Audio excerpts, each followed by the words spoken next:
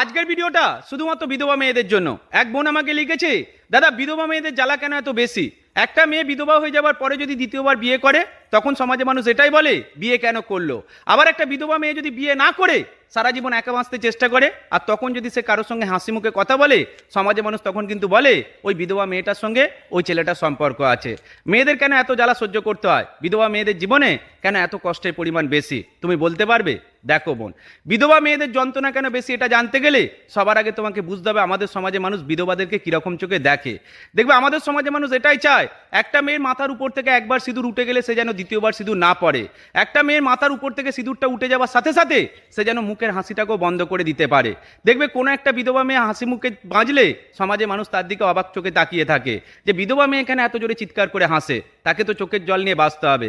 আসলে এক যুগ যুগ ধরে হয়ে আসছে আমাদের সমাজে বিধবা মেয়েরা স্বামীকে হারানোর পরে অসহায়ের মতো করে সমাজের মানুষের থেকে সাহায্য চায়। আর এই সাহায্য করার নাম করে অনেক সমাজের মানুষ আছে যারা বিধবাদেরকে ভোগ করে নেয়। এখনকার দিনে বিধবারা দ্বিতীয়বার বিয়ে করে সেই সুযোগটা সমাজের মানুষকে আর দিচ্ছে না। আর এখনই এই জন্য পুরুষতান্ত্রিক সমাজে পুরুষ মানুষের ফেটে যাচ্ছে। তাই আমি যুক্তি, কখনোই বিধবা মেয়েদের একা বাঁচতে চাওয়া উচিত নয়। যদি বয়স অল্প হয়ে থাকে তাহলে দ্বিতীয়বার বিয়ে করে জীবনটা শুরু করা উচিত। কারণ দ্বিতীয়বার বিয়ে করলে মানুষ তোমাকে বলবে 2-4 দিন, কিন্তু একার মতো করে বাঁচলে বুড়ি বয়সে গিয়ে একটা বিধবা মানুষকে মানুষের থেকে গালাগালি খেতে হবে। এটাই সত্যি। ভালো থাকবেন প্রত্যেকে।